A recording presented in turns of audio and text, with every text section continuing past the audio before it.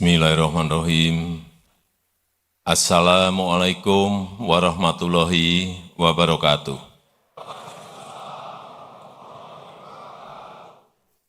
Selamat siang, salam sejahtera bagi kita semuanya. Shalom, Om Swastiastu, Namo Buddhaya, salam kebajikan. Yang saya hormati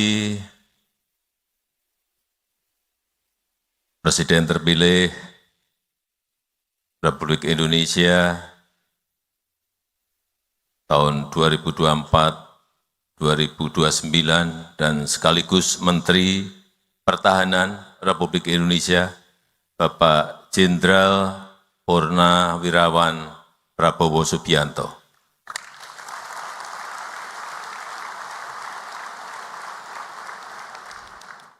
Yang saya hormati para Menteri Kabinet Indonesia Maju yang tidak bisa saya sebut satu persatu, Panglima TNI, Kapolri, Kepala Staf Angkatan, Kasat, Kasal, dan Kasau,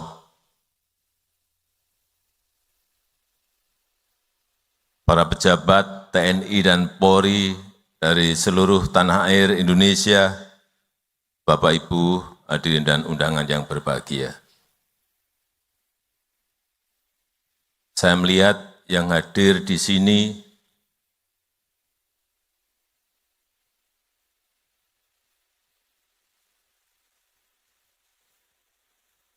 wajahnya cerah semuanya.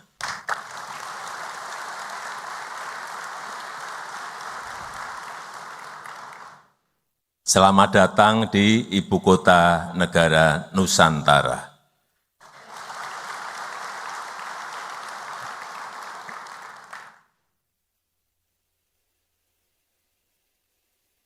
Tiga minggu yang lalu, Panglima TNI dan Kapolri menyampaikan, Pak, kami ingin mengumpulkan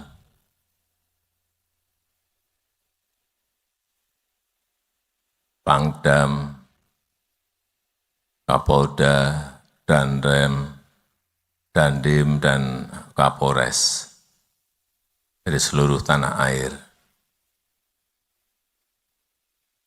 Saya sampaikan, saya tanya, di Jakarta, enggak Pak, kalau bisa di IKN. Kenapa harus di IKN? Karena, Pak, banyak yang belum tahu Pak, IKN.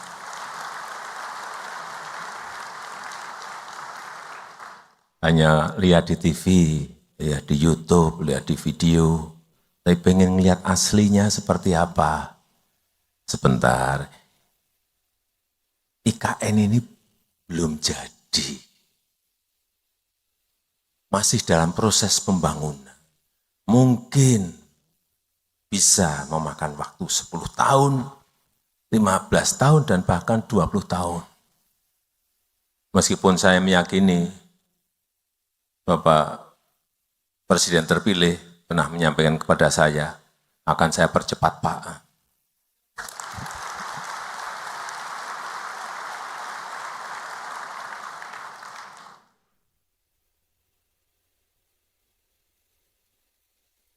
Bapak Ibu, kenapa saya mengajak untuk pertemuannya di IKN. Yang pertama memang saya ingin saudara-saudara semuanya melihat IKN. Melihat progres kota masa depan itu seperti apa. Melihat semangat transformasi itu seperti apa. Agar apa? Agar semangat transformasi yang ada itu bisa Bapak Ibu bawa pulang ke daerah, ke wilayah, untuk dikembangkan di daerah masing-masing. Baik, karena di sini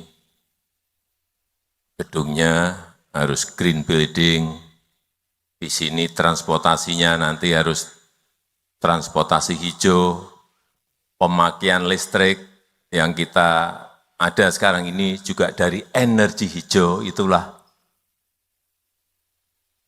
masa depan dunia.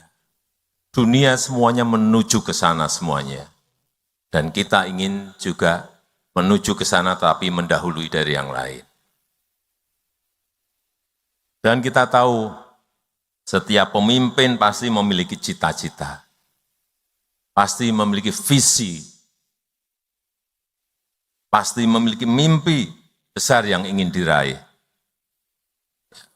Misalnya, mewujudkan pembangunan Indonesia sentris dalam rangka pemerataan dan keadilan. Bukan hanya Jawa sentris, tapi Indonesia sentris. Kemudian juga mewujudkan Indonesia Emas di 2045, 20 tahun yang akan datang, target kita sudah mencapai GDP lebih dari 23.000 GDP per kapita, 23.000 US dollar. Untuk apa? Mewujudkan Indonesia Emas 2045 untuk kemajuan dan kemakmuran bangsa. Dan di mana untuk menggapai itu tidak jarang kita mempertaruhkan banyak hal. Karena keputusan besar apapun itu pasti ada resiko, pasti ada tantangan. Dan Bapak Ibu sebagai pemimpin, sesuai dengan tugas dan wewenangnya, sesuai dengan jenjang kepemimpinan di TNI dan Polri, dalam lingkup baik kabupaten, kota, provinsi, maupun nasional, ya harus berani memutuskan, berani mengambil langkah, baik langkah kecil, langkah besar, mau langkah sedang, semuanya harus berani untuk hal-hal yang berdampak besar bagi negara kita. Mulai dari kabupaten, kota, provinsi, naik ke atas.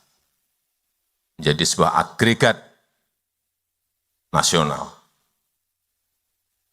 Dan juga perlu saya sampaikan bahwa kepindahan IKN, Ibu Kota Nusantara ini bukan sekedar pindah gedung, bukan sekedar pindah istana, bukan sekedar pindah lokasi, atau berubah tempat kerja, bukan itu. Tapi yang kita inginkan, keinginan besar kita adalah ada perubahan pola pikir kita, mindset kita, ada perubahan pola kerja kita, ada perubahan budaya kerja kita. Yang kita inginkan itu. Dari yang tidak efisien menjadi efisien. Jadi dari yang muter-muter menjadi cepat. Ada target waktu. Dari yang berbelit-belit menjadi simpel dan sederhana. Karena sudah sering saya sampaikan ke depan, negara yang cepat akan mengalahkan negara yang lambat. Bukan negara besar mengalahkan negara yang kecil. Tidak, negara yang cepat akan mengalahkan negara yang lambat. Untuk apa tadi perubahan pola pikir, perubahan pola kerja, perubahan budaya kerja? Untuk membentuk karakter kepribadian Indonesia maju. Untuk membentuk mental bangsa yang maju. Kalau kita enggak mengarah ke sana, sulit kita bersaing dengan negara-negara lain. Semangat ini yang saya harapkan bisa saudara-saudara bawa sekembalinya dari IKN Nusantara. Semangat memperbaiki tata kelola, semangat memperbaiki manajemen birokrasi, baik yang ada di TNI maupun yang ada di Polri, agar TNI dan Polri semakin profesional.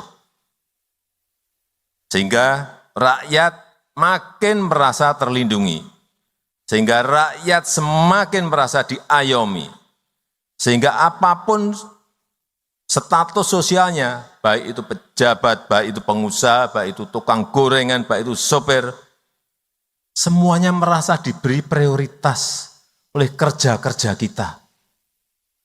Itu yang harus selalu saudara-saudara briefing kepada anak buah, agar ada perubahan besar dari cara-cara melayani, tata kelola, manajemen yang ada di lingkup saudara-saudara.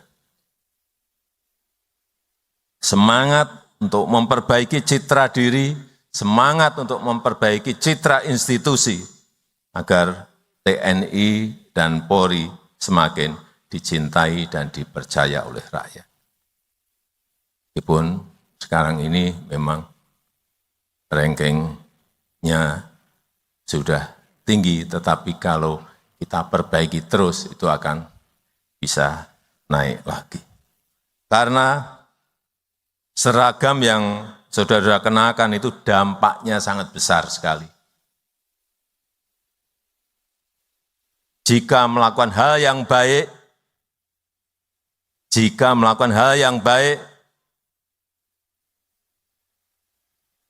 saudara-saudara semuanya akan dicintai dan dihormati rakyat.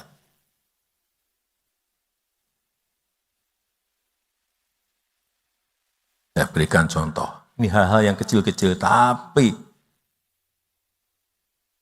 menjadi hal-hal yang humanis. Polisi ngambil rapot anak yatim, ini di Bandung.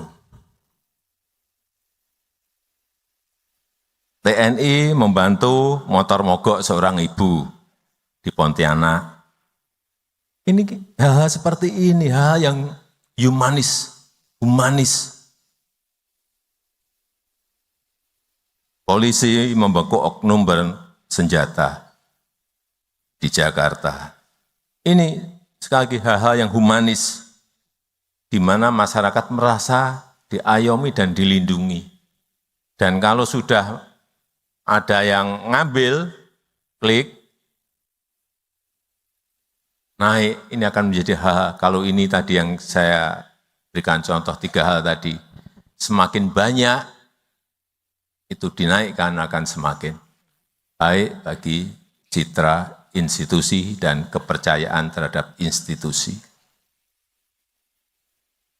Tapi sebaliknya, jika saudara-saudara melakukan hal yang dinilai buruk, maka dampak negatifnya juga akan besar. Hati-hati mengenai ini. Misalnya, ketahuan atau terlibat judi online. Ada yang terlibat penganiayaan. Ada yang terlibat narkoba. Terlibat pelecehan. Ini akibatnya terhadap institusi juga akan, kepercayaan akan turun. Karena apa? Ya, sekarang ini zaman keterbukaan, kita semua harus sadar, sekarang ini ada zaman keterbukaan. Hal-hal yang saudara-saudara anggap itu sepele, itu kecil, bisa menjadi sesuatu yang sangat besar. Bisa menjadi sesuatu yang mengganggu stabilitas. Bila kita salah mengelola. Sehingga saya minta hati-hati betul mengenai soal-soal seperti yang tadi saya sampaikan. Karena negara kita, karena Indonesia butuh stabilitas untuk tetap tumbuh. Perlu kita tahu semuanya, negara-negara lain sekarang ini pada posisi yang masih sangat berat sekali, struggle, berjuang untuk bisa keluar dari krisis ekonomi. Satu-satu sudah mulai masuk pada posisi krisis. Karena dampak dari COVID-19 itu sampai sekarang belum berhenti terhadap growth, pertumbuhan, terhadap inflasi, terhadap pengangguran, terhadap lapangan kerja. Dampaknya sampai sekarang di negara lain masih berdampak dan dirasakan langsung oleh rakyat. Betapa sangat beratnya. Saudara-saudara bisa buka di Google kondisi sekarang di Eropa seperti apa, di Amerika seperti apa, kondisi di beberapa negara di Afrika seperti apa. Tidak mudah.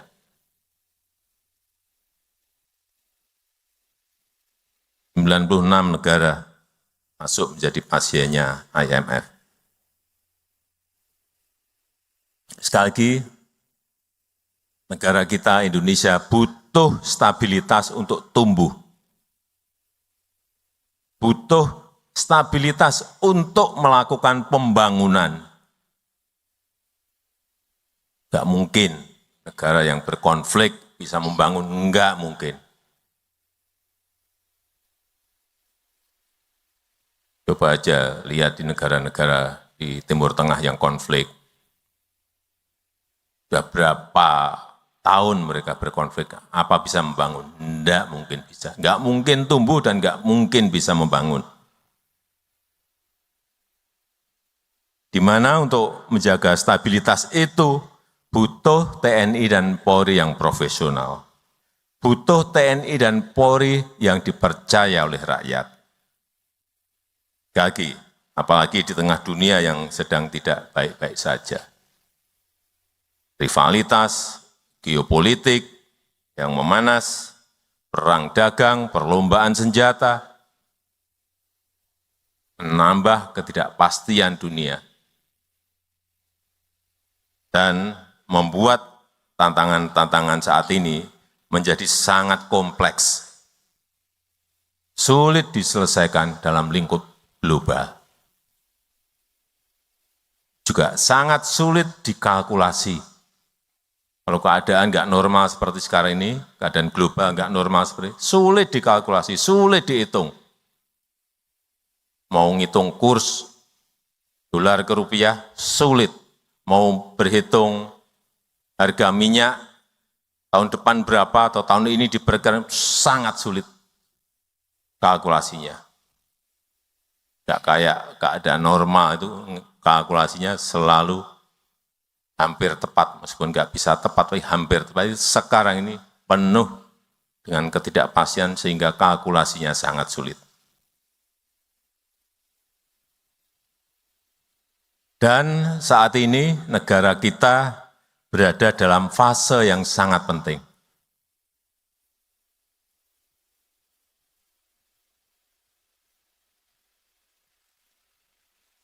Supaya kita sadar semuanya, Oktober bulan depan itu ada pelantikan presiden dan wakil presiden terpilih.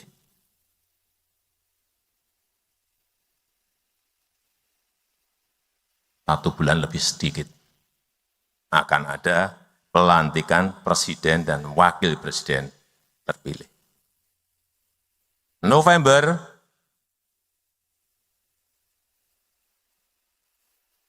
akan ada pemilihan serentak, pilkada serentak kepala daerah, baik itu gubernur, bupati, dan wali kota.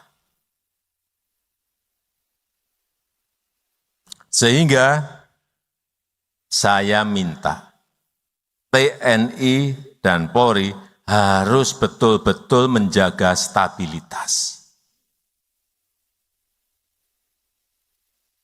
yang sudah terjaga sampai saat ini. Hal-hal yang kecil-kecil segera selesaikan. Jangan menjadi sebuah persoalan yang membesar. Segera, secepatnya.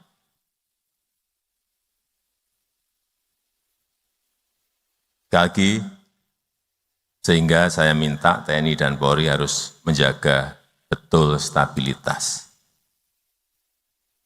mendukung penuh transisi pemerintahan.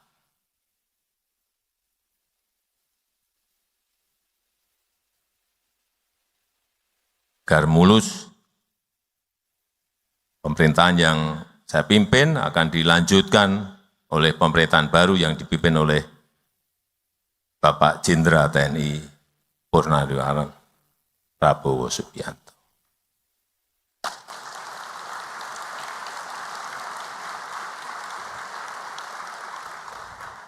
Pastikan proses transisi ini berjalan dengan baik dan lancar.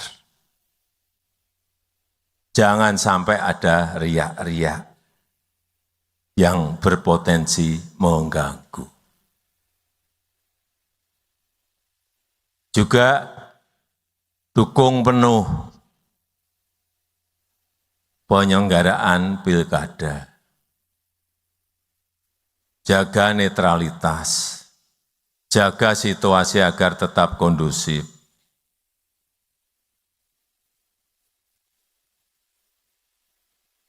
Terakhir, saya ingin mengingatkan kembali terkait dengan kekerasan kepada perempuan dan anak. Saya minta TNI dan Polri bisa menjadi institusi yang pertama. Lagi, saya minta TNI dan Polri bisa menjadi institusi yang pertama bagi perempuan dan anak dalam mencari perlindungan.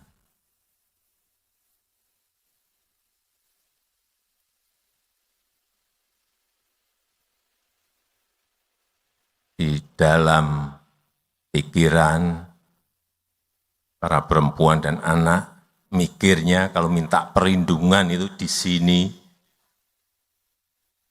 TNI dan Polri. Baik dari KDRT, dari kekerasan seksual, dari kekerasan fisik, dari bully-bulian, dari penganiayaan. Oleh sebab itu, berdayakan yang namanya Babinsa. Berdayakan yang namanya Babin Kamtibmas sebagai ujung tombak dalam pertolongan pertama.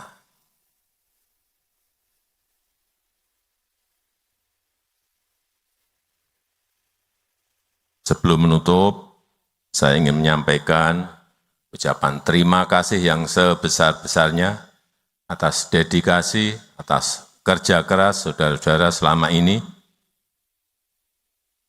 Pencapaian bangsa kita pada hari ini tentu tidak lepas dari peran, dari kerja keras seluruh TNI dan Polri, seluruh anggota TNI dan Polri. Dan saya berharap TNI dan Polri ke depan bisa terus mempertahankan kekompakannya, mempertahankan sinergitasnya dalam menjaga dan melindungi negara kita Indonesia. Dan saya mohon maaf jika dalam 10 tahun ini selama memimpin ada hal yang dirasa kurang berkenan, ada hal-hal yang dirasa belum maksimal, baik dalam kebijakan maupun dalam kita berinteraksi. Nah, saya kalau ke daerah itu pasti ketemu Kapolres, pasti ketemu Dandim, pasti ketemu Danrem, pasti ketemu Pangdam, pasti ketemu Kapolda. Kadang-kadang ada yang saya salami, ada yang enggak saya salami.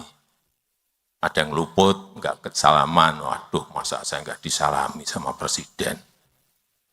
Padahal saya Pangdam. Saya kan enggak apa, Pangdamnya yang mana. Kapolda yang mana, kalau enggak ngenalin. Polresnya yang mana, Dandimnya yang mana, Danremnya yang mana. Kalau luput nyalami saja bisa masalah. Wah, Presiden nggak mau nyalamin saya. Sekali lagi, saya mohon maaf jika 10 tahun lama memimpin ada hal yang kurang berkenan, ada hal yang belum maksimal dan belum baik, baik dalam kebijakan maupun dalam berinteraksi. Dan mumpung masih berada di IKN, setelah kegiatan nanti kita akan foto bersama, tapi di saudara-saudara juga akan saya ajak keliling. Saya tahu enggak mungkin kalau di TNI dan Polri kan enggak mungkin ada yang 1-2 tahu-tahu ke sumbu kebangsaan sendiri. Tapi pengen, tapi enggak berani ke sana lah, nanti saya ajak.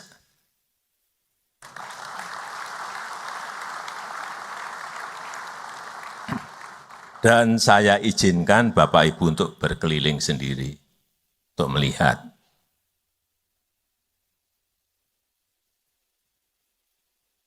Saya rasa itu yang ingin saya sampaikan dalam kesempatan yang baik ini. Terima kasih, saya tutup. Wassalamualaikum warahmatullahi wabarakatuh.